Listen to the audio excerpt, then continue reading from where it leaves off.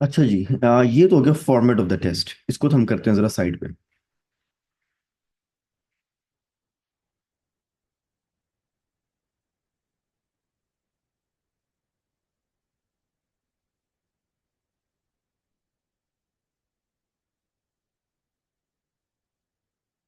This is what you need to understand, ठीक है? यहां से हम इसको आगे लेके चलते हैं।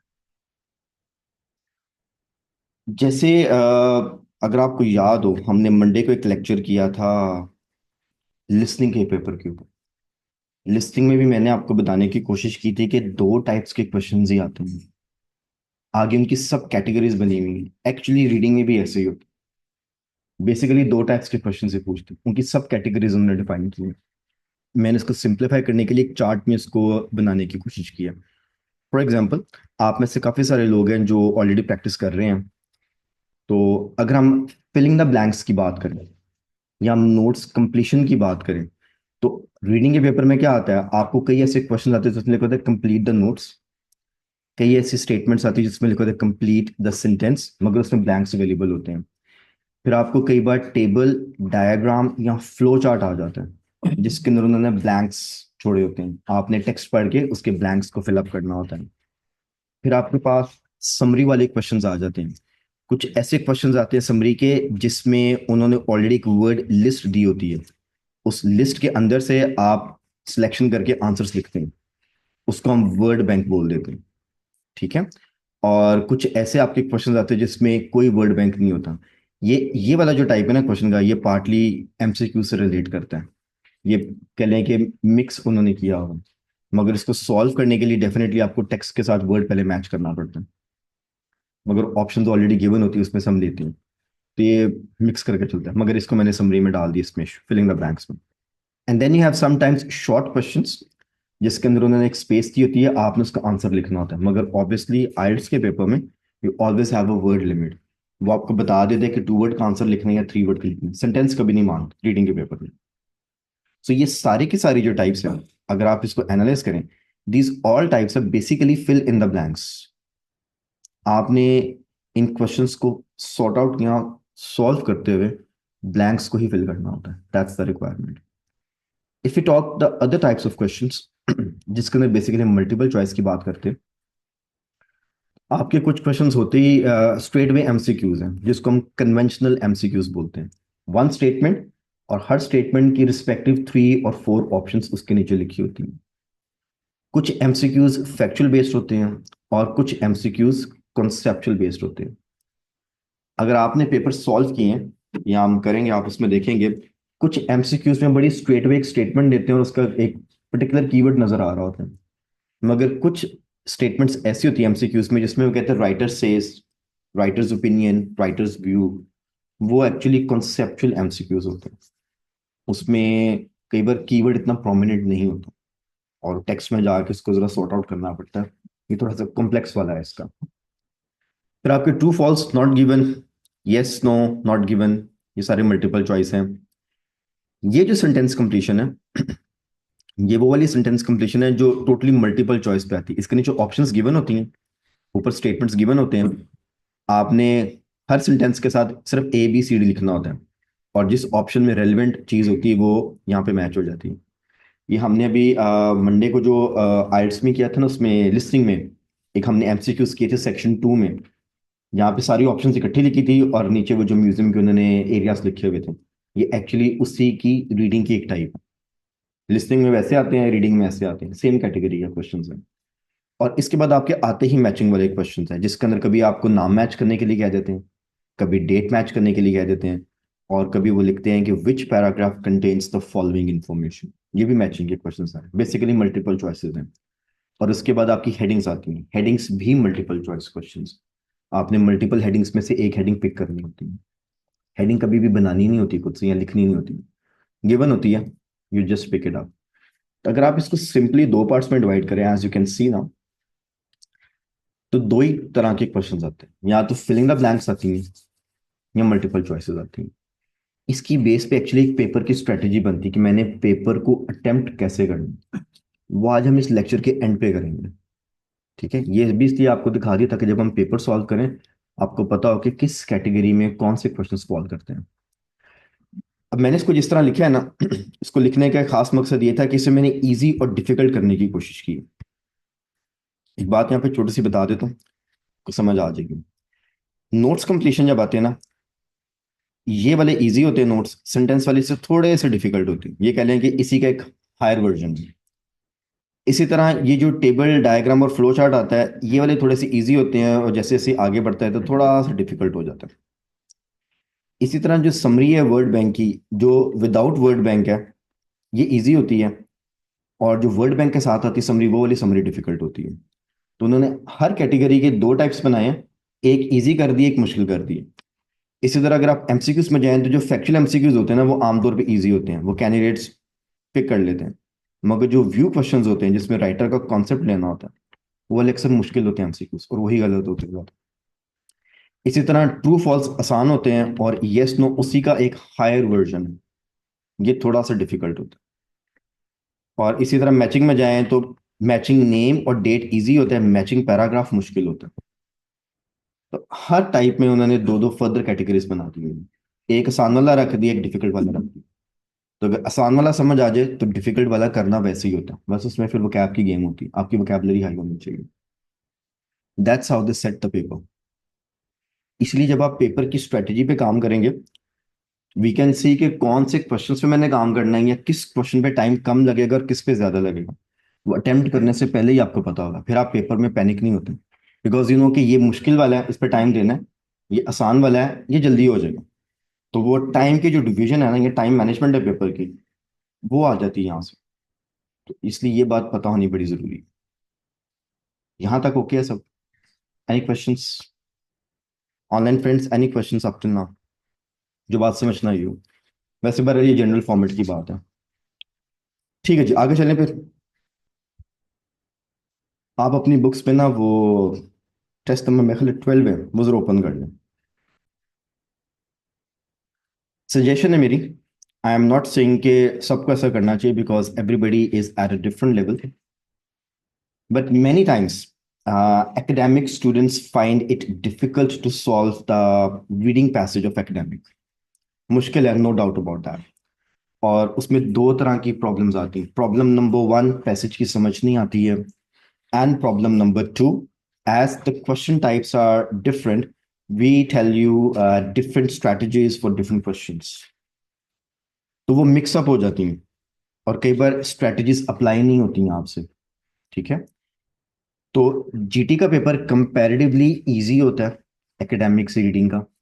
तो जितने भी एकेडमिक कैंडिडेट्स हैं, अगर आपने अपनी टेक्निक्स को सॉलिडिफाई करना है, आप चाहते हैं कि एटलीस्ट पेपर की ग्रिप होनी शुरू हो जाए, आपको समझ तो आए कि करना क्या, देन इट्स बेटर कि जीटी के पेपर्स की कुछ प्रैक्टिस करनी।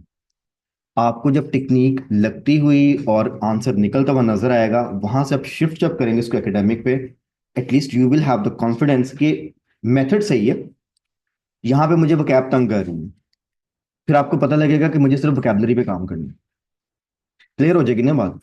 इस तरह क्या होता है, जब क्वेश्चन सॉल्व नहीं ना होता, तो कैंडिडेट्स आमतौर पे अपने कुलीग्स को पूछते हैं, जैसे दोस्त के साथ, यार तूने कैसे सॉल्व किया। वो अपना कोई मेथड बताता है, आधा मेथड अपने टीचर का सुना होता है, फिर आप दोनों को मिक्स करके कोई नया मेथड बना देते हैं।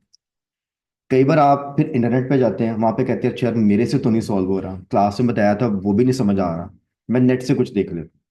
फिर आप कुछ नेट से पिक करते हैं, मे बी वहां पे दो तीन लोगों को सुनते हैं, हर कोई अपनी स्ट्रेटेजी बताता है, सारी ठीक होती हैं। बात यह है कि जो बता रहा है वो उसको पता है कि उस मेथड से हो जाता है, क्योंकि उस शख्स से हो रहा होता है, वो आपको अपना मेथड बता देते हैं। आप तीन चार मेथड वो सुनते हैं, एक दोस्त का सुन लिया, एक क्लास में टीचर का सुन लिया, अब आपने चार पांच चीजें सुन ली। अब वो उसका एक अच्छा सा मिक्सचर बनाते हैं, और कोई नई चीज क्रिएट हो जाती है। यहाँ तो वो कोई डिस्कवरी हो जाएगी, कोई नया मेथड इजाद हो जाएगा, और सॉल्व होना शुरू हो जाएगा पेपर। तो यहाँ सब कुछ जीरो हो जाएगा, और फिर आप कहेंगे यार ये मैं कहाँ फंस गई। फिर आएंगे हमारे पास, सर कोई और तरीका है बाहर जाने का? और तरीका कोई नहीं है, तरीकाकार यही है। But the thing is this के मेथड को समझना इज वन थिंग, और उसकी एप्लीकेशन इज अनदर थिंग। ठीक है। तो मेथड को समझने के लिए जीटी का paper is a good paper. आपको कॉन्फिडेंस आ जाएगा कि it is working on the IELTS paper. True false है, अच्छा ऐसे होते हैं, अब मैंने इसको एकेडमिक में ट्राई किया, good. So that's why GT का पेपर यहाँ पे हेल्पफुल है। Okay okay. ओके जी, अभी जैसे मैंने आपको फॉर्मेट बताया था, as you can see it says section 1 and questions 1 to 14।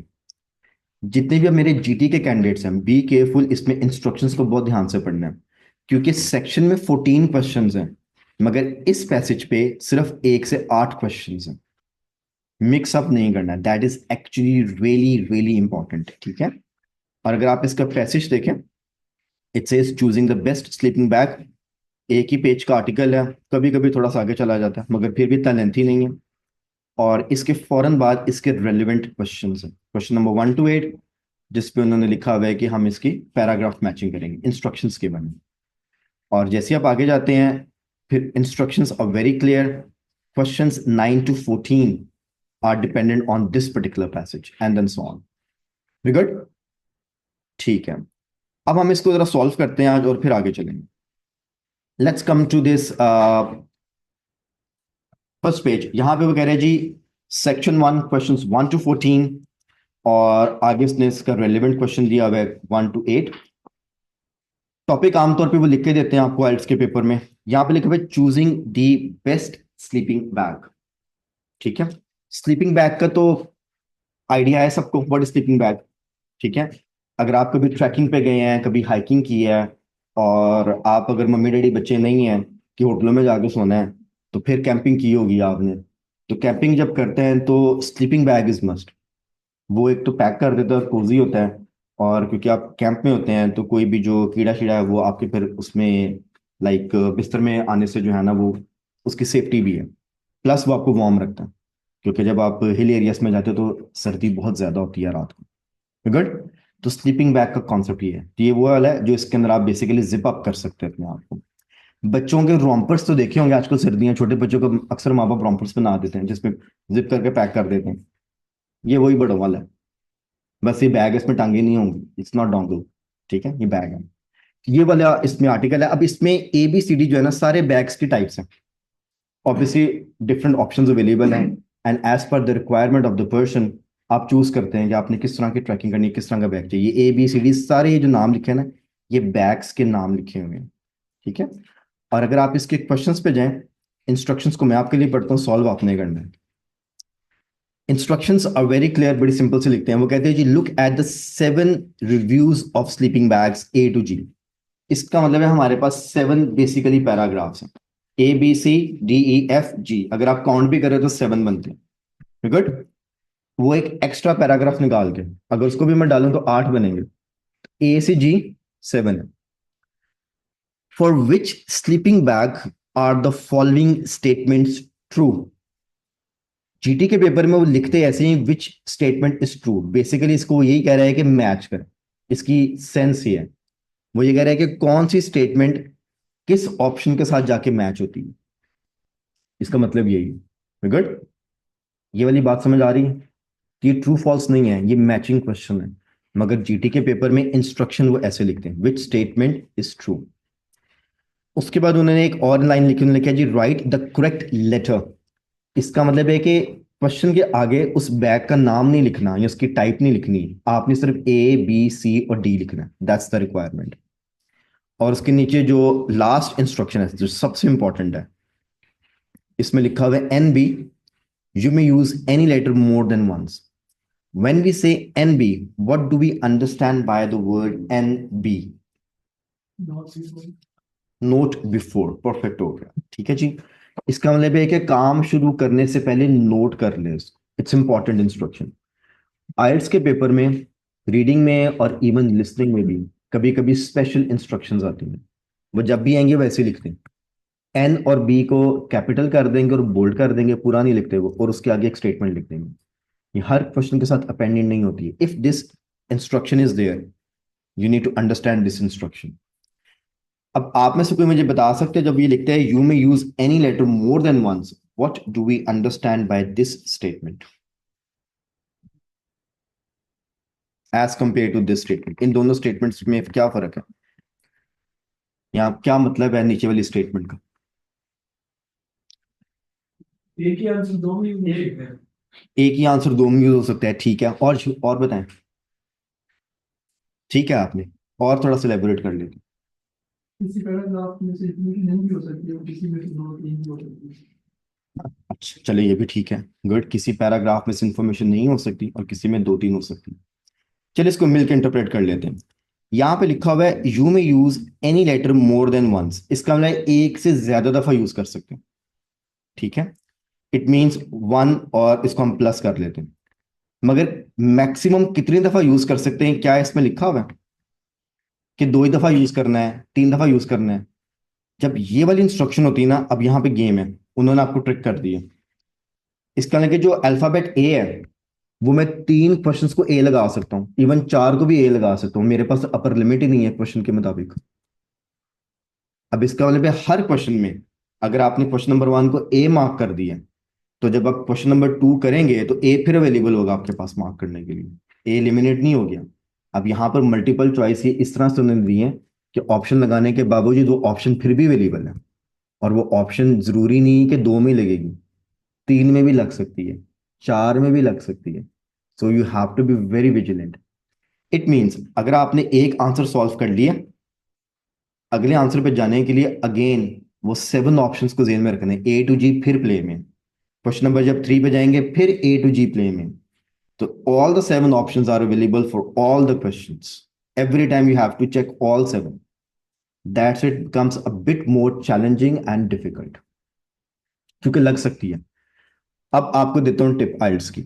जब ये इंस्ट्रक्शन उन्होंने लिखी होती है, तो फिर मस्ट है कि कोई ना कोई ऑप्शन रिपीट तो जरूर होगी, मिनिमम एक ऑप्शन रिपीट जरूर होगी, मस्ट है। अदरवाइज ये ऑप्शन कभी भी नहीं लिखते। ठीक है, अब वो कौन सी रिपीट होगी वी नेवर नो। हाँ, एक से ज्यादा भी रिपीट हो सकती है। अब यहाँ पे आठ क्वेश्चंस हैं, सेवन तो ऑप्शंस हैं, तो वैसे नजर आ रहा है एक तो लाजमी रिपीट होने वाली कोई ना कोई। ठीक है, मगर हो सकता है इसमें जो टाइप बी के बैग हैं वो भी दो तीन हो, टाइप ए के भी दो तीन हो, और जैसे भी सर ने कहा है कि कभी कभी इसमें से कोई ऑप्शन लगती भी नहीं है। अब मल्टीपल चॉइस में अगर आपके पास चार ऑप्शन हैं तो हम एक ही ऑप्शन को आंसर लगाते हैं ना, बाकी तीन तो नहीं होते। यहां पर भी जरूरी नहीं कि वो सेवन की सेवन अप्लाई हो जाएंगी। इसमें से हो सकता है ए टू जी में से कोई एक आधी ऐसी ऑप्शन भी हो जो किसी क्वेश्चन को भी मैच ना करे, ये भी possibility.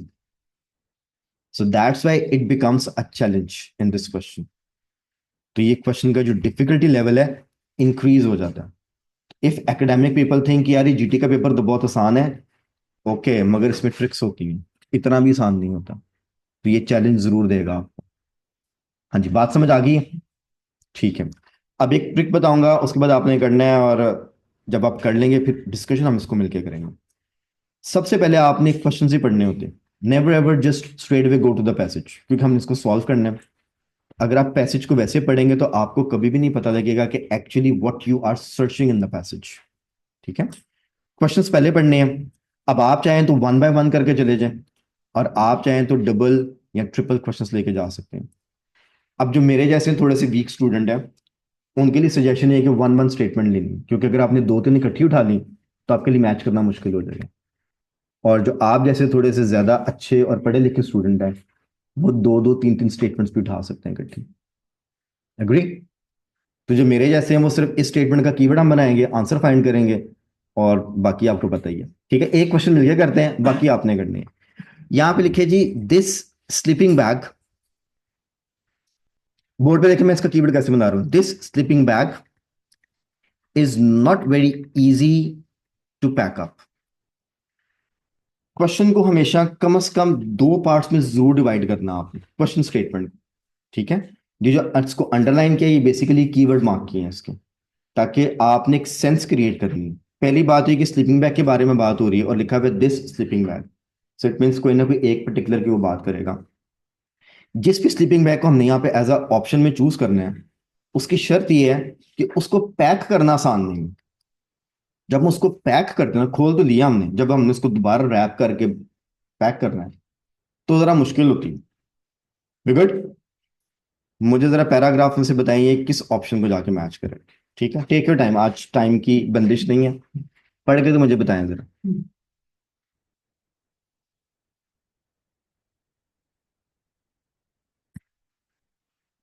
Alright ji, most of you sorted out and you said it's D. पहले तो ये बताइए किसी ने डी के अलावा कोई और ऑप्शन लगाई है तो, ताकि पहले हम उनको सॉर्ट आउट कर लें। सबने डी मार्क किया जितने लोगों ने आंसर किया? ठीक है, इसका करेक्ट आंसर डी ही है। ठीक है, अब हमने सिर्फ एक स्टेटमेंट को हाईलाइट किया था, मीन्स उसके कीवर्ड्स बनाए हैं, और मैंने आपसे कहा जी जाके आंसर सर्च करें। अब मोस्टली क्या आपने फॉलो किया होगा, आपने यहाँ से क्वेश्चन मार्क किया, आप सीधा गए होंगे पैसेज पे, और डेफिनेटली हमें पता तो नहीं है कि आंसर कहाँ पे है, तो मोस्ट प्रॉब्ली आपने हो सकता है यहाँ से पढ़ना शुरू किया हो, या यहाँ से पढ़ना शुरू किया, पढ़ते पढ़ते पढ़ते पढ़ते यहाँ पे आके आंसर को आंसर मिला। ऐसे ही किया मोस्टली लोगों ने। ठीक है, अब अगर मैं आपसे कहूँगा क्वेश्चन नंबर 2 का आंसर निकालें, तो मोस्ट प्रोबेबली सेम आपको दोबारा करना पड़ेगा। अब आप यहाँ पे कर क्या रहे हैं, where is the mistake happening, हम टाइम कहाँ वेस्ट कर रहे हैं? हम हर क्वेश्चन के लिए सारे पैराग्राफ दोबारा पढ़ रहे हैं, हर क्वेश्चन के लिए सारे पैराग्राफ दोबारा पढ़ रहे हैं। Now that is the wrong way to attempt this question. इसलिए मैंने एक ही मार्क करवाया था, ताकि आपको बता सकूं कि इसको कैसे करना है, हम टाइम मैनेजमेंट कैसे करनी है। आंसर तो निकल आया, मगर टाइम भी तो गया हमारा। क्वेश्चन नंबर 2 करूंगा, फिर आपने ए से पढ़ना है, बी सी डी, हो सकता है जी में आंसर लिखा हो, सारा आर्टिकल पढ़ के वहां जाएंगे, फिर मैं कुछ 3 करें आके। Now that is where matching वाले क्वेश्चन कभी भी आपने 1 बाय 1 पकड़ लिए ना, तो आपका टाइम वेस्ट हो जाएगा। ये जो 10 मिनट का या 5 मिनट का काम है, 15-20 मिनट ले जाना है। यहां तक ओके है? अब इसको करना कैसे है, how we have to do these types of questions. अब टाइम मैनेजमेंट आ रहा है। आपने जब देख लिया कि यार मेरे पहले 5-6 क्वेश्चंस या 8 क्वेश्चंस इसके अंदर मैचिंग के आ गए हैं, तो मैचिंग के क्वेश्चंस का रूल ये है, ये कभी भी सीक्वेंस में नहीं होते आइल्स के पेपर के अंदर, ये बात आपने याद रखनी है। और ये वाहिद टाइप है आइल्स के क्वेश्चंस की जो सिक्वेंशियल ऑर्डर में नहीं होती। इसलिए अगर इसमें आपने पहला क्वेश्चन पिक करके आंसर निकाला, तो इसकी कोई शर्त नहीं है कि दूसरा क्वेश्चन उसके आगे वाले पैराग्राफ में होगा, वो उससे पीछे वाले पैराग्राफ में भी हो सकता है, पहले में भी हो सकता है। फिर मुझे इसको अटेम्प्ट कैसे करना है? अटेम्प्ट आपने ऐसे करना है, जब मैंने कहा कि read the questions, you have to read all the questions. That is what you need to do. सिर्फ मैचिंग की बात कर रहा हूँ, बाकी कोई क्वेश्चन है तो आप एक एक दो दो करके भी कर सकते हैं, मगर यहां पे ऐसे करेंगे तो it's going to waste more time. Read all the questions, mark the keywords of all the questions. ठीक है, अब अगली बात आपने सुननी ध्यान से। अगर तो आपको लगता है ना कि जी इतने क्वेश्चंस पढ़ने के बाद ये तो जरा मिक्सचर बन जाएगा, मैं इतने क्वेश्चंस को जहन में कैसे रखूंगा, तो actually nobody is asking you to retain it. इसमें मेमोरी रिटेन करने का कुछ नहीं है। ठीक है, आपने गेम पिक करनी होती है इसके अंदर। अब इतना तो हमें पता है कि ये सारे स्लीपिंग बैग के क्वेश्चन है। अब इसमें एक ट्रिक देखनी है आपने, क्या है, क्वेश्चंस का जरा सेंटेंस स्ट्रक्चर पे गौर करेंगे। This sleeping bag, this sleeping bag, this sleeping bag, this sleeping bag. Structure तो सेम आ रहा है। कीवर्ड बनाते हुए आपने इसको मार्क तो कर लिया, मगर इन पांचों स्टेटमेंट्स में जो अगला पार्ट ना, वो इसका प्राइमरी कीवर्ड। वहां पे एक चीज पिकअप कर लें, और जब आप पैराग्राफ पढ़ते जाएंगे, उसका रेलिवेंट पॉइंट मिलेगा तो आपको मैच करना आसान हो जाएगा। वहां से आप वापस आके काउंटर चेक कर सकते हैं कि यार अभी जो मैंने पढ़ा है, क्या ये स्टेटमेंट वही कह रही है। जैसे not easy to pack, design to ensure certain parts body are warm, useful storage area, use warmer during day time, two different types of material. ये इसकी सेकंड स्टेटमेंट जो है ना, वो ज्यादा प्राइमरी है। और जो बाकी हमने 3 स्टेटमेंट्स छोड़ी हैं, उसमें भी दिस स्लीपिंग बैग उसके दरमियान में लिखा हुआ है, तो इसका है कि बाकी इधर और इधर वाली स्टेटमेंट इंपॉर्टेंट है। So you mark all the keywords, you try to take 2 to 3 statements together and you start reading the paragraph. अब मेरा नहीं ख्याल, अगर आपने प्रैक्टिस की हुई है, आप प्रैक्टिस करके पेपर में जा रहे हैं, तो 8 क्वेश्चन को एक एक दो दो वर्ड्स को रिटेन करना मुश्किल हो जाए, क्योंकि आप प्रैक्टिस करके गए हैं। मैं स्पॉन्टेनियसली को अगर आपने पहले कभी नहीं किया, तो फिर जरा मुश्किल हो सकती है, क्योंकि आपने इस पे टेस्ट करना, और आपको पता है कि स्ट्रेटेजीज कैसे मैंने अप्लाई की। यहां तक बात हो क्या? Okay, now I'm going to give you more time. Read all the questions, mark your keywords, get the answers. जब आंसर निकाल लेंगे, then we'll talk about it.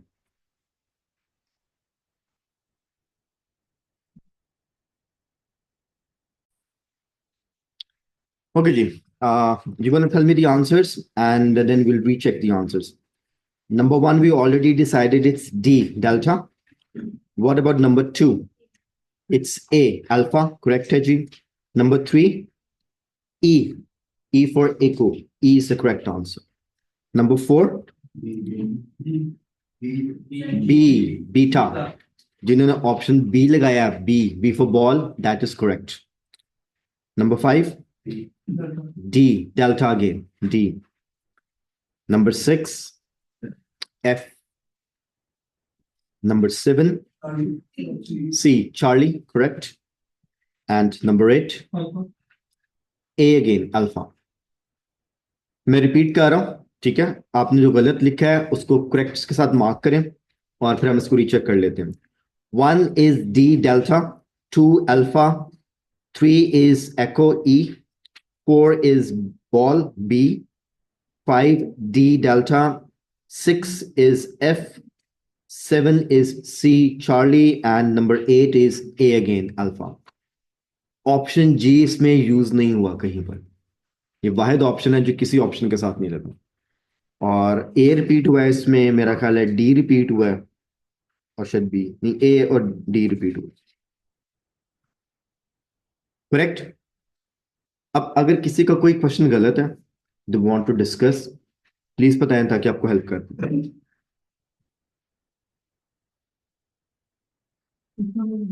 6 वाला करते हैं, ठीक है जी. Question number 6 says this sleeping bag also keep the user warmer during the daytime. ठीक है, पहले इसका कीवर्ड बना देते हैं. This sleeping bag can also keep the user warm during the daytime. अच्छा, अब इसको जरा समझिए, कॉन्सेप्चुअल सा क्वेश्चन है. आमतौर पे जब हम स्लीपिंग बैग की बात करते हैं ना, और अगर हम स्लीपिंग की बात करें तो नॉर्मली बड़े नॉर्मल से एक जेन में आता है कि रात का टाइम हम सोचते हैं फौरन से, क्योंकि most of the people sleep at night. Otherwise अगर कोई रात में काम करे तो डेफिनेटली वो दिन में सोएगा. ठीक है, या अगर आप दिन में सोते भी हैं तो दिन में शॉर्ट नैप्स होते हैं, घंटा, आधा घंटा, 2 घंटे. मगर अगर हम रात की स्लीप की बात करें तो नॉर्मली लोग 5, 6, 7 घंटे का सोच रहे होते हैं. ठीक है, हम वो एक नॉर्मल यूजुअल टाइम. गुड. अब यहाँ पे concept of the question is the same कि स्लीपिंग बैग कैन की also keep the user warm during the day time. रात को तो आप सो ही रहे हैं उसके अंदर, तो बैग तो डेफिनेटली वार्म होगा क्योंकि उसका सोना है आपने. ठीक है, कोजी होगा. मगर वो कह रहे हैं वो डे टाइम में भी आपको वार्म रखते हैं. अब यहाँ पे सेंस क्या है, एक जरा थोड़ी देर के लिए सोचे हैं कि आप सुबह उठे और आप रजाई लपेट के आ गए, वो तो कोई सेंस नहीं क्रिएट करेगा. मींस आपका बिस्तर कुछ इस तरह से डिजाइन है कि आप उसको एज अ क्लोथिंग यूज कर सकते हैं. यहाँ पे सेंस ये कि बिस्तर को एज अ कपड़ों की तरह भी यूज कर सकते हैं, ताकि अगर मैं डे टाइम में कहीं पे हूं तो किसी को पता भी नहीं लगेगा कि यही मेरा बेड है और मैंने कपड़े भी पहने होंगे. That is the sense in the question. ठीक है. अच्छा जी, इसका आंसर हमने कहां पे मार्क किया, कौन से ऑप्शन है? F. Let's go to paragraph F. Okay जी, यहाँ पे जिस बैग का नाम है वो है Vango Star Walker Dragon. Paragraph states जी, दिस इनोवेटिव, पहला जो वर्ड है वो उसने यहाँ पे अच्छा कर दिया कि ये एक हमने इनोवेशन की है. क्या किया है जी? High quality kids sleeping bag enables you to undo some zips and turn it into a fun animal themed coat. जैसे मैंने आपको पहले बताया, स्लीपिंग बैग में आमतौर पे जिपर्स लगे होते हैं, आपने जिप अप कर लेना होता है उसको. ठीक है, उससे ये क्या है कि अगर आप कुछ जिप्स को अनडू करें, मींस ये उससे बताने का तरीकाकार है कि इसको थोड़ा सा मॉडिफाई करें, हमने जिप्स ऐसे लगाई हैं, तब उसी बैग को कोट में कन्वर्ट कर लेते हैं. Coat is a clothing, sleeping bag is a bed kind of thing. फर्क नजर आ गया? Once your youngster is ready for bed, simply zip the bottom back on and zip up the shoulders, suitable for between 8 and 20 degrees Celsius. यही bag रात को बिस्तर बन जाता है, कुछ उसको मॉडिफाई करना पड़ता है, और यही बैग दिन के टाइम आपका कोट बन जाता है. तो इसका मतलब आपको वार्म रखेगा. दैट इज, अब अगर आपके ना वार्म का वर्ड किधर लिखा है, ये सेंस है my dear friends. Matching question में सेंस मैच करनी होती है, जैसे ट्रू फॉल्स में सेंस मैच करते हैं. इसमें वर्ड टू वर्ड गेम कभी भी नहीं होती. ठीक है, अगर आप शुरू से पढ़ रहे हैं तो शुरू में उसने इसको वार्मर के तौर पे बताया, बार बार बता रहा है कि इसमें किस तरह का मटेरियल यूज करते हैं हम. कभी उसने डक डाउन की बात की है, कभी उसने सिंथेटिक फाइबर्स की बात की है कि उसको डालते हैं तो ये गर्म रहता है. हाँ जी, आर वी गुड? जिनको नहीं समझ आया था, ठीक है, पहले मैं इसको जरा क्लियर कर लूँ। Is it okay? Yes. Number 6, Yes. ठीक है जी मैम, आप बताएं क्या कह रहे हैं। नंबर 4, ऑलराइट, क्वेश्चन नंबर 4 में चलते हैं जी। क्वेश्चन नंबर 4 सेज जी, this sleeping bag contains a useful storage area, means के बैग के अंदर या बैग में स्टोरेज एरिया, और वो यूजफुल भी है। जी मैम, आप बताइएगा क्या कह रहे हैं आप। ठीक है, पढ़ लेते हैं इसको, आप पढ़े जरा ऊंचा से पढ़ें, क्या लिखा है। Has an integrated down to it and lots of space. What's more, it's packed with compactly and easy to get back into that. It's light but too big for our companies. ठीक है, storage area कहाँ पे इसमें? Lots of space. अच्छा जी, तो storage area ही है, ठीक है। जिन्होंने 4 का जी नहीं लगाया, या जिनको लगता है कि ये आंसर नहीं है, वो कुछ एक्सप्लेन कर सकते हैं। लॉट्स ऑफ स्पेस का क्या मतलब है यहाँ पे? ये बड़ी टेक्निकल मिस्टेक है जो आइल्स के कैंडिडेट्स करते हैं, और यहां से क्वेश्चंस गलत होते हैं। सबने तो जी नहीं लगाया 4 का, जिन्होंने नहीं लगाया तो बोलो उस्ताद जी, सामने भी तो कोई इनलाइटन करो। मे भी नहीं, यहां से बताना है, अपनी जम्शन नहीं देनी। यहां पे क्या लिखा होगा? Lot of space यूज में नहीं है, ये ऐसा ऐसा कोई दूसरी आइटम रखने के लिए। चलिए ठीक है, ये आपने अच्छी सेंस क्रिएट किया। लेट्स रीड इट अगेन, ठीक है। मेन क्वेश्चन ये है कि यहाँ पे लिखा हुआ है लॉट्स ऑफ स्पेस। अब इस चीज को समझना बहुत इंपॉर्टेंट है। आमतौर पे बीइंग आइल्स कैंडिडेट, हम पूरी स्टेटमेंट को नहीं, एक चंक को या एक वर्ड को पिक कर लेते हैं। ट्रू फॉल्स भी ऐसे गलत करते हैं हम, मैचिंग वाले भी ऐसे गलत करते हैं, फिलिंग द ब्लैंक्स भी ऐसे गलत करते हैं। बड़ी कॉमन सी मिस्टेक है।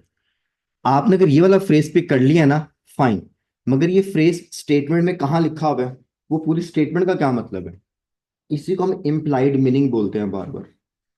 वो लिटरल मीनिंग कम, इम्प्लाइड मीनिंग में ज्यादा चीजें देती हैं। आपने इसको समझना है कि यहाँ पे किस सेंस में यूज हुआ है। अब इस स्टेटमेंट को पूरा पढ़ते हैं। This sleeping bag has an integrated down duvet, duvet नहीं है ये, डुवे है, and lots of space. 2 words का मीनिंग देख लेते हैं, बल्कि 3 का। बोर्ड पे रहना मेरे साथ। इसका मीनिंग हमें पता होना चाहिए, इसका पता होना चाहिए, और इसका। ये डाउन का जो वर्ड है ना, उसे 2-3 दफा यूज किया, ए में भी लिखा होगा। आप में से किसी ने सर्च किया कि डाउन का मतलब क्या? यहाँ पे डक डाउन भी लिखा था वहां पे उसने, यहाँ पे डाउन डुवे लिखा होगा। डाउन से यहां से समझ नहीं आएगा, वहां पे डक डाउन से समझ आएगा।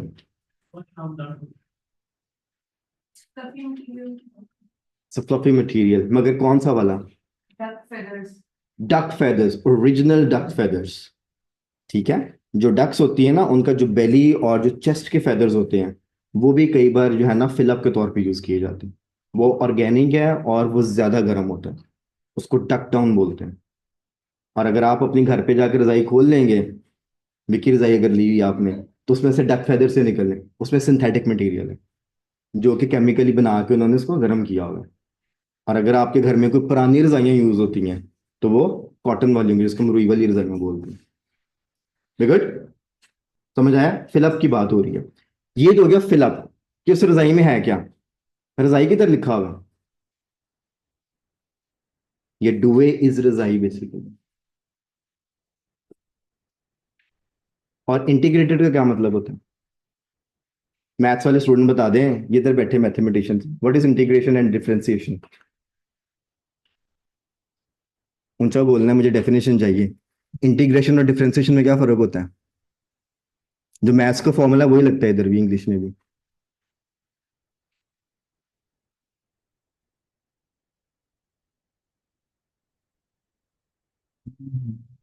कोई बता दे इंटीग्रेशन क्या होती है? मैथ्स में पढ़ी होगी सबने, इंटर वालों ने भी पढ़ी होगी।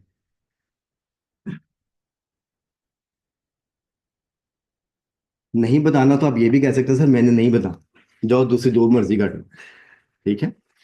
इंटीग्रेट मतलब होता है to gather two things together, जोड़ना। डिफरेंशिएशन का मतलब होता है तोड़ना। अगर आपने मैथ्स में पढ़ा तो मैथ्स में भी यही इसका फॉर्मूला है। इंटीग्रेट मीन्स आप जोड़ते हैं, और डिफरेंशिएशन में आप तोड़ते हैं। वो क्वेश्चन आते हैं ऐसे के। यहाँ पे लिखा हुआ है इंटीग्रेटेड डाउन डुवे। इस स्लीपिंग बैग में एक्चुअली रजाई साथ इंटीग्रेट की हुई है, ये ऐसा स्लीपिंग बैग है जिसको स्लीपिंग बैग भी और डुवे भी है उसके अंदर, ऐसा बनाया उन्होंने। And lots of space means के जो उसके अंदर आप लेटते हैं अपने आप को पैक करते हैं तो बहुत सारी जगह। स्टोरेज की तो उन्होंने बात ही नहीं की है।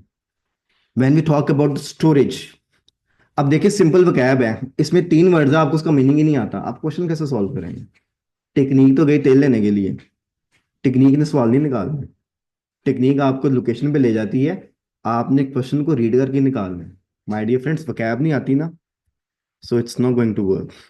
आप क्वेश्चन में वापस चलते हैं, देखिए सेंस क्या बन रही है। क्वेश्चन नंबर 4 कह रहा है this sleeping bag contains a useful storage area.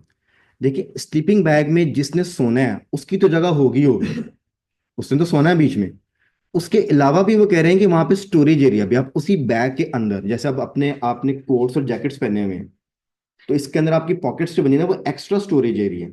Coat तो आपके लिए बना है, वो तो आपने पहना हुआ है, आप उसके अंदर फिट हो गए। Making sense?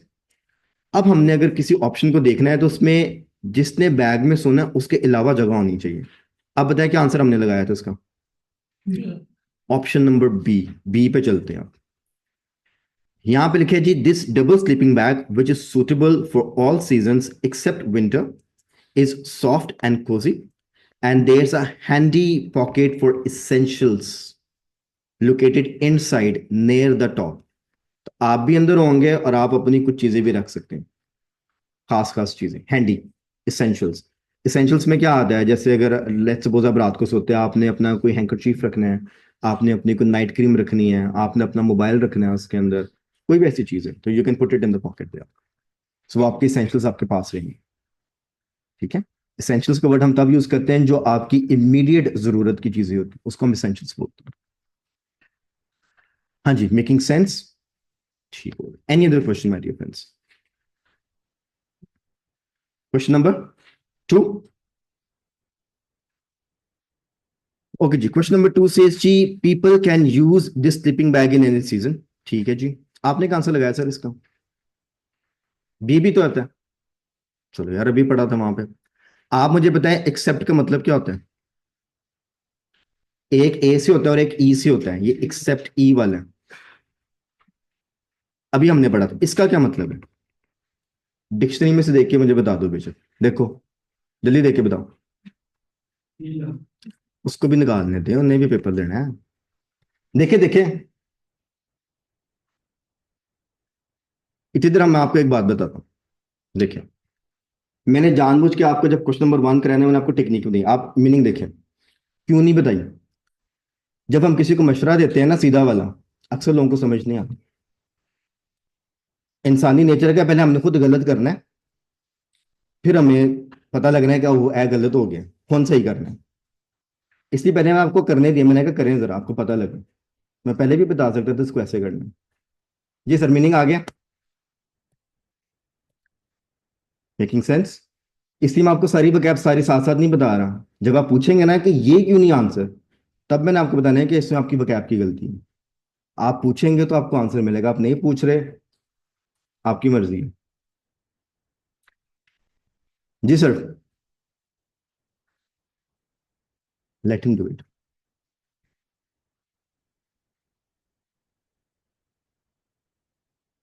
जी सर, क्या कह रहे हैं? पक्का करना?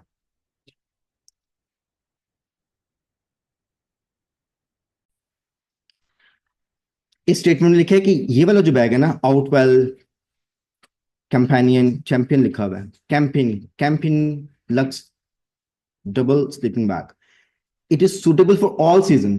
पूरा साल यूज करें मगर विंटर में नहीं यूज करें। इसका मतलब समर में, ऑटम में, लाइक स्प्रिंग में you can use this bag. इसलिए 4 सीजन्स के लिए नहीं है। इसके अलावा इसका आंसर क्या था? ए। ए में देखते हैं क्या लिखा हुआ। All year around. Now this is the vocab between this, ये देखिए, ये अब आपकी vocab मिली है। ये उसने खुद आपको पैराफ्रेज करके दिया हुआ है कि ऑल सीजन्स को हम ऑल्टरनेट वर्ड में क्या लिखेंगे, ऑल ईयर अराउंड। अगर आप किसी भी कंट्री में हैं और आप 12 महीने वहां पे रहते हैं तो डेफिनेटली वहां पे जब वेदर चेंज हो रहा है तो they are talking about all the weathers. It means this is 24/7, you can use in every situation. That's the difference. ठीक है? अच्छा जी, और कोई सवाल है इसके अंदर वो बताएं, एनी अदर क्वेश्चन, फिर मैंने इसको वाइंड अप करना है, इस वाले टाइप को। गुड। ठीक, अब आपने बात सुननी है ध्यान से, ठीक है, इसकी फाइनल टिप देने लगा and then we will move forward. Matching वाले क्वेश्चन आपके जब भी आते हैं, irrespective you are doing it in academic paper और जीटी पेपर। एक क्वेश्चन नंबर 5 की एक मैसेज आया, वो कर लें जरा, ठीक है, ये ऑनलाइन वाले ने पूछा। हमने क्वेश्चन नंबर 5 का आंसर क्या लिखा? बी, बीटा डेल्टा, ठीक है। इसको मिस्टेक क्रैक करने लगे हम, यहाँ पे लिखा है जी, people who do not want to spend much on sleeping bag will find this one suits their needs। ठीक है, जिन्होंने इसका आंसर निकाला है मुझे बताएंगे कि कौन से ऐसे वर्ड्स हैं जो स्पेंडिंग नॉट मच को रिप्रेजेंट कर रहे हैं।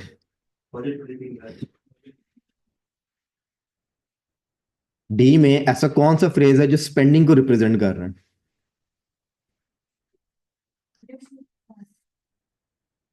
ओके, और देखिए मेरी बात सुन, बजट का जो वर्ड है ना, इसका ये कभी भी मतलब नहीं होता सस्ता। ठीक है, हम ज्यादा दूर नहीं जाते, हम पाकिस्तान के बजट की बात कर लेते हैं, बिलियंस ट्रिलियंस में बजट होता है। कहते हैं जी बजट आ गया, तो बिलियन ट्रिलियन अमाउंट कोई छोटी अमाउंट है? आपकी जितनी भी सैलरी, आपके घर पे जो भी मामलात हैं, फर्ज कर लें आपके घर का 2 लाख रुपया खर्चा है, तो 2 लाख कोई छोटी अमाउंट है? आप कहते हैं जी बजट किया हुआ है। बजट का मतलब होता है जितने पैसे तो उसमें मैनेज किया है इसको, that's the meaning of budget. वहां पे वो लेस कॉस्ट की बात कर रहे हैं, वो वर्ड निकाल के दें, वो किधर लिखा है?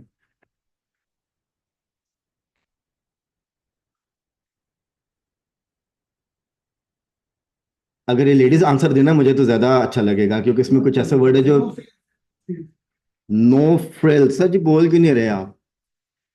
अगर हम फ्रिल्स की बात करें ना क्लोथिंग में, आमतौर पे जिसको हम झालरें बोलते हैं, ये वो होती है एक्स्ट्रा, जो लटक रही होती हैं चीजें कपड़ों के साथ, झालरें पता है ना? आजकल के जमाने में इसको लेस कह देते हैं, ठीक है, सेंस वाइज बात कर रहा हूँ।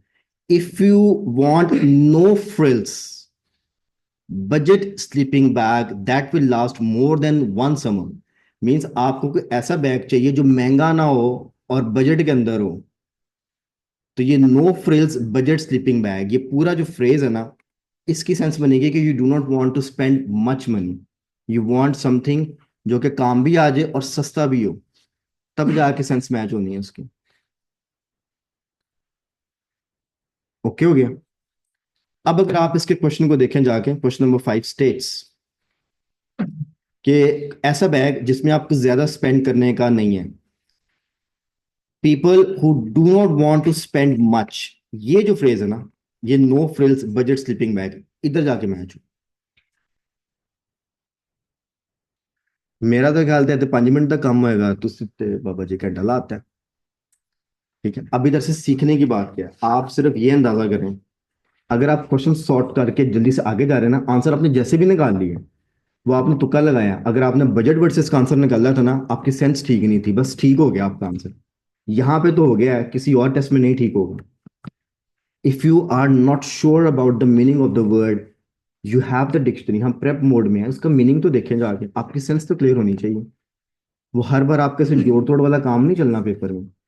इसीलिए यहाँ तो आप स्टेगनेंट हो जाते हैं, आपका 4, 4.5, 5 बैंड से आगे नहीं बढ़ता, क्योंकि हर पेपर में उस वर्ड को उन्होंने डिफरेंट वे में यूज किया होता है, आपको सेंस नहीं क्रिएट होती, क्योंकि सेंस बनानी नहीं आ रही आपको।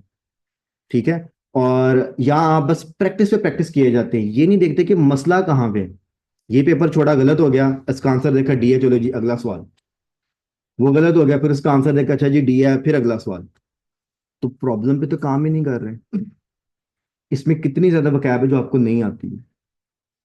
तो ये वाले क्वेश्चंस टेक्निक प्लस वोकेबलरी से निकलते हैं, it's not about the technique only. Technique तो मैंने बता दिया है, सारे इकट्ठे पढ़ें, कीवर्ड मार्क कर लें और पैराग्राफ पढ़ना शुरू कर दें, जहां पे इंफॉर्मेशन आती मैच करते थे। अब प्रॉब्लम कहाँ पे आएगी, आप इंफॉर्मेशन पढ़ भी लेंगे, आपसे मैच नहीं होनी है, क्योंकि आपको वोकैब नहीं आ रही है, तो फिर ये काम 5-10 मिनट में नहीं होगा, ये 20-25 मिनट ले जाएगा एग्जाम में आपसे। ठीक है, बात समझ आ गई है? टेक्निक अपनी जगह पे, मगर माय डियर फ्रेंड्स वोकैबलरी पे काम करें। अच्छा, are we good on all these 8 questions? आमीन कर दें इसके ऊपर? ठीक है जी, लेट्स मूव फॉरवर्ड, अगले वाले पे आ जाए।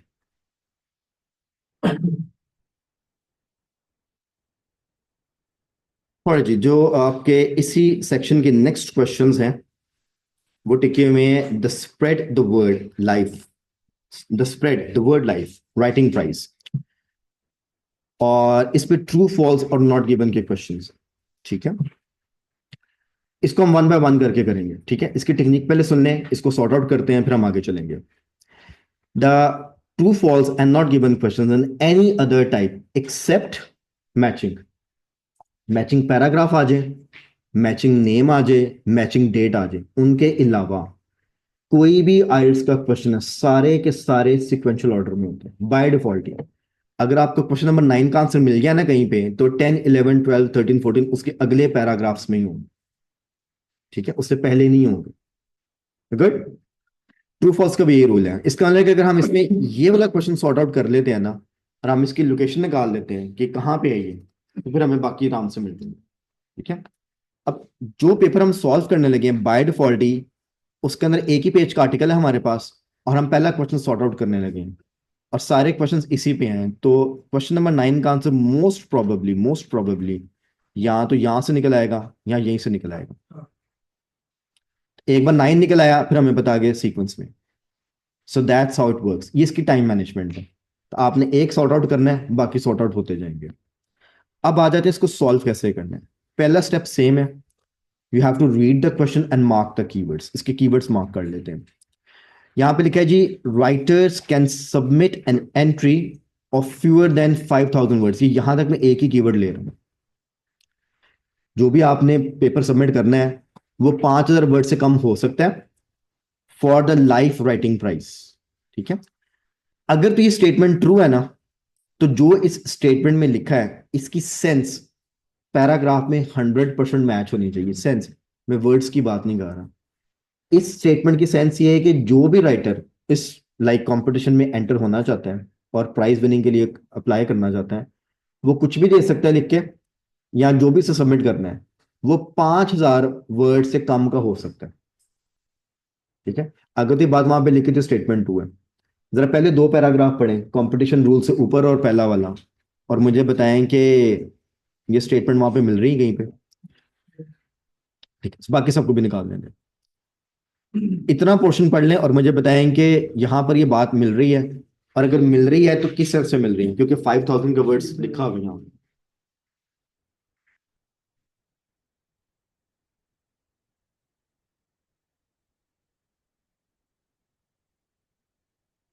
और अगर मिल रही है तो मुझे आपने अब ये बताना है कि ये बात ऐसे ही लिखी है जैसी स्टेटमेंट में, क्वेश्चन स्टेटमेंट में थी, कि ये उलट लिखी है, उससे कॉन्ट्राडिक्ट है।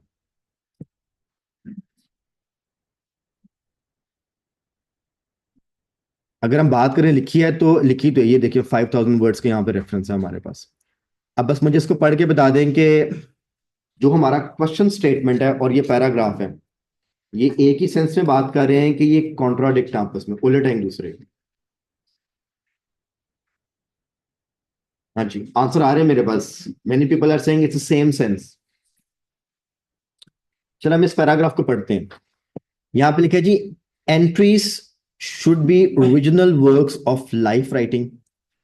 जो क्वेश्चन स्टेटमेंट हम सॉर्ट आउट कर रहे हैं वहां पे कंटेंट टाइप की बात नहीं है, कंटेंट की नंबर ऑफ वर्ड्स की बात हो रही है।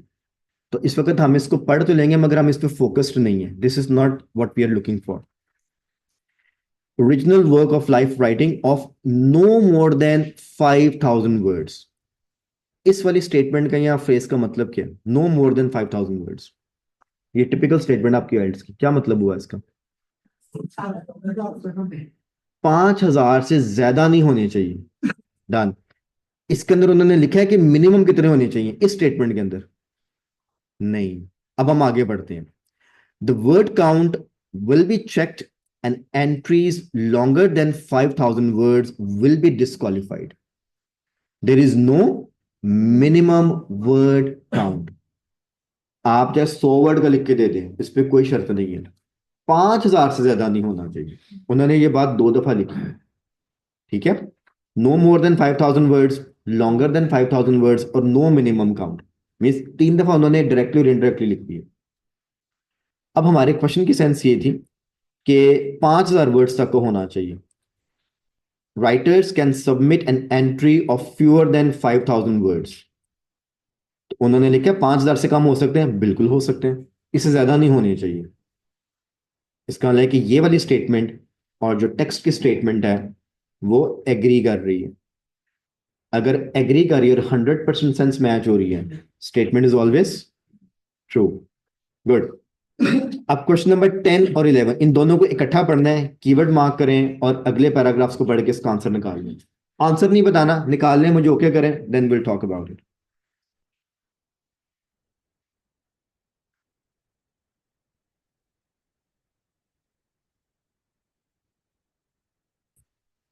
क्वेश्चन नंबर 10 का क्या आंसर है जिन्होंने मार्क किया? फॉल्स मार्क किया, अच्छा, नॉट गिवन मार्क किया आपने। चलें इसको पहले इंडिविजुअली को सॉल्व कर लेते हैं, ठीक है। Some people are saying the answer is false to question number 10 और some are saying not given. Sir जिन्होंने नॉट गिवन, क्या आप पहले एक्सप्लेन कर सकते हैं व्हाई नॉट गिवन?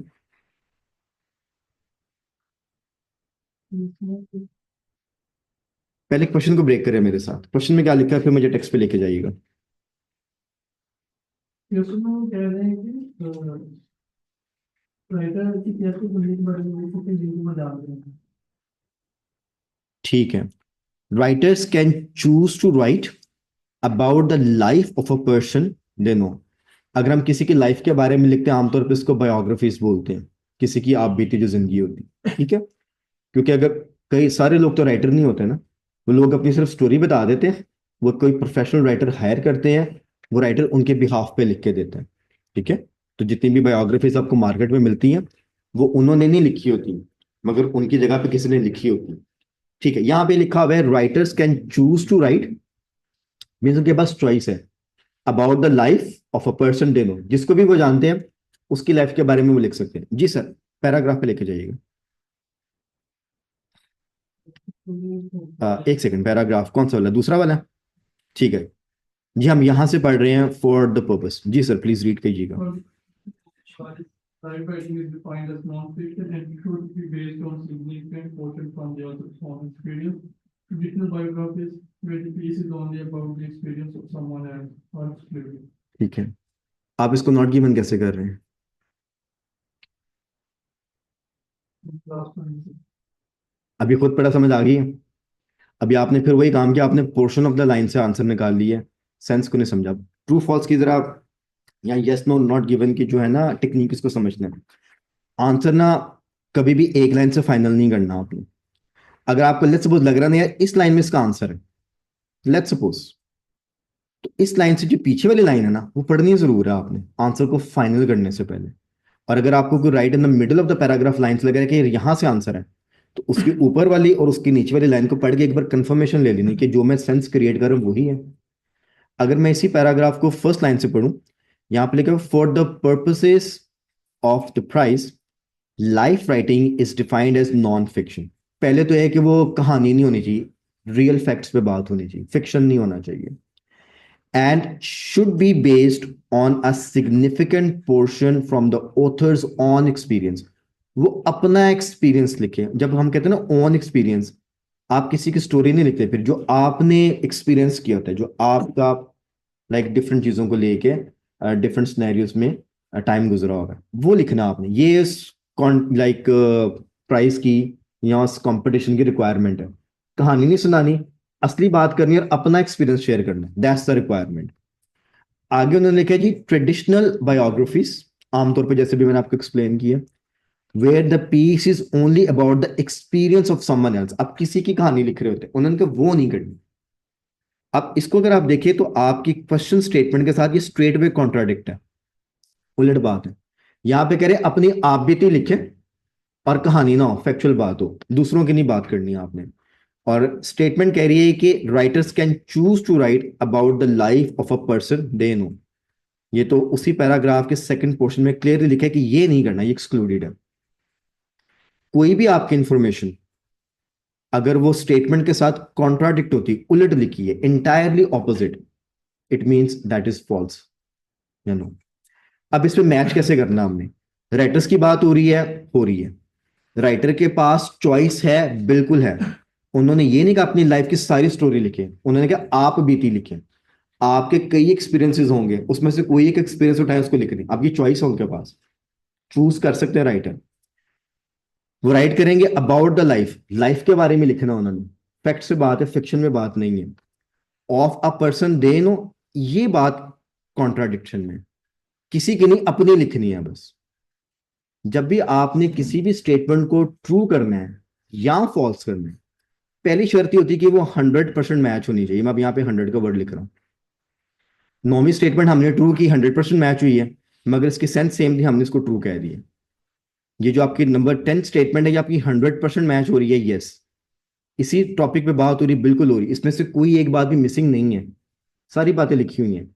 मगर ये एंड पे ना पर्सन दे नो, ये कॉन्ट्राडिक्शन में है। वो कह रहे हैं नहीं, ओन एक्सपीरियंस, वहां पे लिखे पर्सन दे नो, बाकी तो सारी चीजें एज इट इज है। तो ट्रू और फॉल्स की शर्त ये है, पहली बात है कि स्टेटमेंट मैच होनी चाहिए। अगर उसमें कोई मिसिंग चीज है ना, वो कभी भी यहाँ ट्रू या फॉल्स नहीं हो सकती, फिर वो नॉट गिवन ही होगी। ठीक है, तो पहले मैच करना है, अगर सारी सेंस मैच है तो ट्रू है, अगर कॉन्ट्राडिक्ट है फॉल्स है। और कॉन्ट्राडिक्शन में हमेशा कोई वन वर्ड या वन फ्रेज कॉन्ट्राडिक्ट होता है, पूरी स्टेटमेंट नहीं होती है, एक ही बात होती है जो उसको उलट कर देती है। ठीक है, क्वेश्चन नंबर 10 करें, ओ सॉरी 11 करें, ओ 11 कर लिया बल्कि आपने किया ना, मैंने कहा था 10 11 करें। ऑल राइट, 11 का क्या आंसर है? ट्रू है, चेक कर ले। ऑलराइट जी, 11 इज ट्रू, परफेक्ट होगी। अगर किसी को नहीं समझ आया कि ट्रू कैसे है, वो मुझे बता दें, हम इस पे बात कर लेते हैं। आंसर इज जी सर, आपको क्या लग रहा है, आप अपना आंसर बताएं। पहले आंसर बता दीजिएगा सर, आपको लग क्या रहा है? नॉट गिवन लग रहा है, ठीक है, पहले इसका कीवर्ड बनाते हैं, फिर पैराग्राफ पे चलेंगे। ठीक है, मैं इसका कीवर्ड बनाता हूं, पैराग्राफ आपने बताना है। यहां पे लिखा है जी, people who have entered an earlier life writing competition. Statement को तो समझ नहीं, यहाँ पे काफी चीजें लिखी हैं। People who have entered an earlier, यहाँ पे अर्लियर जो वर्ड है ना, वो ई छोटा लिखा हुआ है, ये टॉपिक के साथ नहीं जुड़ा हुआ। अर्लियर मीन्स पहले, who have entered an earlier life writing competition. अब लाइफ राइटिंग कैपिटल में लिखा हुआ है, इसी कंपटीशन की बात हो रही है। अब इसकी सेंस यहां तक ये है कि जो लोग भी पहले इस कंपटीशन में हिस्सा ले चुके हैं, विदाउट अचीविंग एनी सक्सेस मे एंटर अगेन। मींस जो कंपटीशन की हम बात कर रहे हैं, अगर आपने उसमें पहले भी हिस्सा लिया और आपने कोई इनाम नहीं जीता था, तो आप इस बार दोबारा हिस्सा ले सकते हो। इसकी सेंस ही है। सब इस पे एग्री हैं? ठीक है सर, आप पैराग्राफ लेकर चलेंगे, कौन सा पैराग्राफ? वो भाई को जरा करने दें, उनको जरा सेंस क्लियर हो जाएगी। जी सर, पढ़िएगा, आपने कहाँ से पढ़ना है? ऊंचा पढ़ना है आपने प्लीज।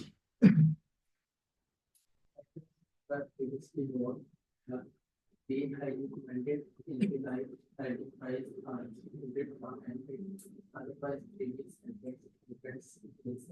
ठीक है, आपको कहाँ से लग रहा है नॉट गिवन है?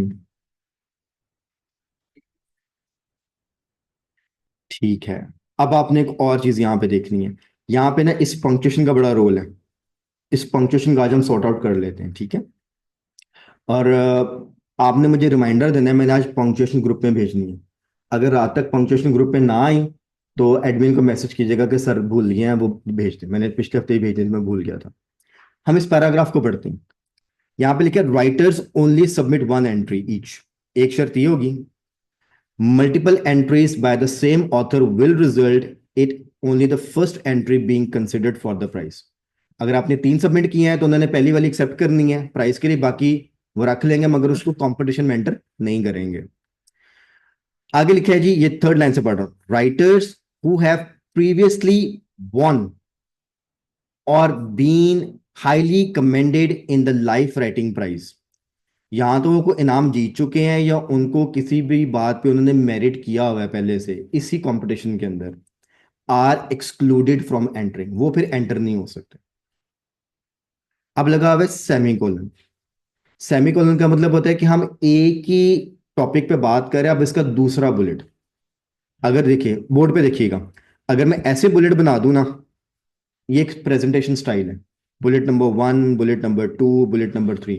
अगर मैंने पैराग्राफ में ही बुलेट्स लिखने हैं, जब भी हम बुलेट्स बनाते हैं हम क्या करते हैं, यहाँ पे हेडर देते हैं एक, और हेडर के नीचे उसके रेलेवेंट बुलेट्स लिख देते हैं। Making sense? पढ़ने वाले के बाद ये सारे जो बुलेट्स है ना, ये इसी हेडर से रिलेटेड है। जब हमने ये बात पैराग्राफ में लिखनी होती तब हम सेमीकोलन यूज करते हैं। अब इसका मतलब है कि ये एंट्रीज की बात ही हो रही है, मगर कौन से एंटर हो सकते हैं और कौन से एंटर नहीं हो सकते। अब अदरवाइज प्रीवियस एंट्रेंट्स में सबमिट, तो यहां पे सेंस ये है कि कौन एंटर कर सकते हैं। जिन्होंने तो कोई प्राइज जीता हुआ है वो एंटर नहीं करेंगे, जिन्होंने कोई प्राइज नहीं जीता हुआ और प्रीवियस एंट्रेंट्स हैं वो एंटर कर सकते हैं। अदरवाइज इसके अलावा प्रीवियस एंट्रेंट्स में सबमिट, ये भी तो प्रीवियस का वर्ड है, इसका मतलब है कि वो री एंटर हो सकते हैं। Got the point. यहाँ पे एक्चुअली जब भी आपके पेपर में कहीं सेमीकोलन आ जाता है ना, बी वेरी केयरफुल, आपने ध्यान से समझना है। वो एक ही पॉइंट पे डबल बुलेट्स लिखी होती हैं, तो एक बुलेट में उसने लिखा कौन एंटर नहीं करेगा, एक पे लिखा कौन करेगा। अब हमारा क्वेश्चन ये था कि अगर आपने प्राइस नहीं जीता हुआ तो आप एंट्री कर सकते हैं, यहाँ पे भी लिखा है कि अगर प्राइस नहीं जीता हुआ तो आप एंट्री कर सकते हैं। सेम सेंस है। अगेन 100% मैच हो रहा है, सेंस भी सेम है, स्टेटमेंट इज ट्रू। गुड, ठीक है। अगले जितने रिमेनिंग क्वेश्चन है जल्दी से करें, फिर हम उन सब पे बात करते हैं। हमने 9, 10, 11 कर लिया है, 12, 13, 14 ये तीनों आपने करने हैं और इसके अगले पैराग्राफ्स में होंगे। क्वेश्चन नंबर 12 क्या आंसर है जिसका? Not given is correct. Statement में लिखे जी writers who are between 19 and 25 years old, यहां पे उन्होंने एज लिमिट दे दी है, and in full time education. दो बातें, एक तो उनकी उम्र इसमें हो, इस हिस्से में 19 से 25, दूसरी वो स्टूडेंट्स ही हैं, फुल टाइम स्टूडेंट्स हैं, have won the prize in the previous years. ठीक है, तो इस बात का जिक्र कहां पे है टेक्स्ट के अंदर, हमने ये निकालना है। अगर आप टेक्स्ट पे जाते हैं तो मेरा ख्याल उसने एज रेंज तो कहीं पे भी नहीं दिया हुआ, दिया हुआ है? अच्छा, ठीक है जी, क्या मतलब हुआ फिर इसका? The life writing prize is open to writers aged over 18 and resident in the UK. अब रेजिडेंट इन द यूके वाली तो बात आपकी वहां पे है ही नहीं है, ठीक है। दूसरा यहाँ पे ओवर 18 लिखा है, तो इसके अंदर तो 25 से ऊपर वाले भी शामिल हो जाएंगे, तो इसमें जो रेंज हमारे क्वेश्चन में वो भी शामिल नहीं है, प्लस उसमें फुल टाइम एजुकेशन का कहीं पर रेफरेंस नहीं है। आगे के लिखा है who are emerging writers which means they have not previously published in print a full length work. आगे उन्होंने एग्जांपल दी है, तो इसमें दो चीजें मिसिंग है, ये कॉन्ट्राडिक्ट नहीं है। ये नहीं लिखा कि ये 18 से 25 के अंदर है और ये एम्प्लॉयज है, ये फुल टाइम स्टूडेंट नहीं, फिर कॉन्ट्राडिक्ट हो जाता। तो यहाँ पे लिखे ओवर 18, अपर लिमिट मिसिंग है और दूसरी ऑप्शन मिसिंग है। जब भी कोई मिसिंग लिंक होता है ना, वो ऑप्शन हमेशा नॉट गिवन होती है, क्योंकि मैच नहीं होती 100%। ट्रू फॉल्स के लिए पहले मैच होना जरूरी है। ये बोलो ओके, सब एग्री है, डन हो गया। ये वो वाली टाइप है इसकी नॉट गिवन की जिसमें एक चीज का जिक्र ही नहीं है पूरे टेक्स्ट में। इस तरह का नॉट गिवन है स्टूडेंट अक्सर आराम से निकाल लेते हैं, क्योंकि उनको एक सेंस क्रिएट हुई हुई है कि जो चीज नहीं लिखी ना वो नॉट गिवन होती है।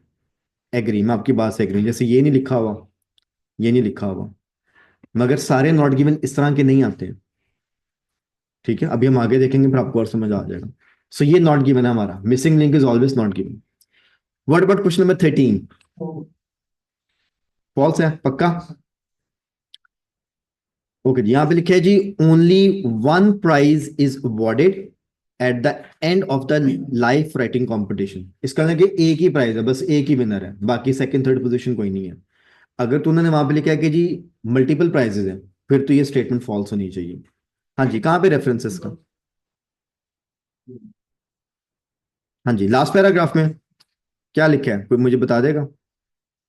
यहाँ पे दो प्राइजेस की बात हो रही है। डन हो गया। The winner will receive £1,500 publication on Spread the Word's website, 2 years membership of the Royal Society of Literature, and a development meeting with an editor and an agent.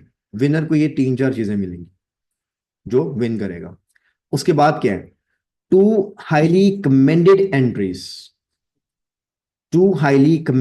entries will receive 502 mentoring sessions। इसका मतलब है कि multiple prices है, first second third उन्होंने रखा होगा। तो winner एक है, उसके बाद जो अच्छी राइटिंग्स हैं, जो उन्होंने इसको फाइंड आउट किया कि यार ये ओके राइटिंग्स हैं, उनको 500 पाउंड जो है वो ईच देंगे और उनको सेशन से मिलेंगे। स्ट्रेट वे कॉन्ट्राडिक्ट हो गया, इसका मतलब मल्टीपल प्राइजेस। यहाँ पे कहीं पे मेंशन नहीं है मल्टीपल का वर्ड, मगर हमें समझ आ रहा है कि एक से ज्यादा इनामात है। वहां पे लिखा है only one. Contradict, answer is false. बात 100% मैच हो रही है, इसी कंपटीशन की बात है, यस। प्राइस की बात है, यस। और सिंगल है मल्टीपल, यहाँ पे मल्टीपल है, वहां पे सिंगल है। What about this question number 14? Not given, सोच लें। नॉट गिवन, ठीक है, नॉट गिवन इज करेक्ट। यहां पे लिखा है जी, previous winners of the life writing prize have gone on to become successful published writers. Published का वर्ड आया वहां पे, लिखा कि उनको पब्लिश करने के लिए हेल्प करेंगे, मगर ऐसा नहीं लिखा कि वो आगे सक्सेसफुल बन गए हैं। Have gone on to become, जो भी जीते हैं उनका आगे फ्यूचर क्या था ये कहीं भी इंफॉर्मेशन मेंशन नहीं हुई। So this portion is missing. अब इसको मैं अगर वाइंड अप करूं तो ट्रू और फॉल्स के लिए 100% मैच करना जरूरी है। स्टेटमेंट ट्रू होगी, सेंस सारी मैच हो जाएगी, वर्ड्स नहीं सेंस। और फॉल्स में सेंस नहीं मैच होगी, कॉन्ट्राडिक्ट होगी।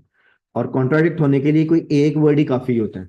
जैसे यहां पे लिखा है ओनली वन प्राइस, वहां पे ओनली वन नहीं है, सिर्फ ये बात कॉन्ट्राडिक्ट है, बाकी सारी स्टेटमेंट बिल्कुल ओके है।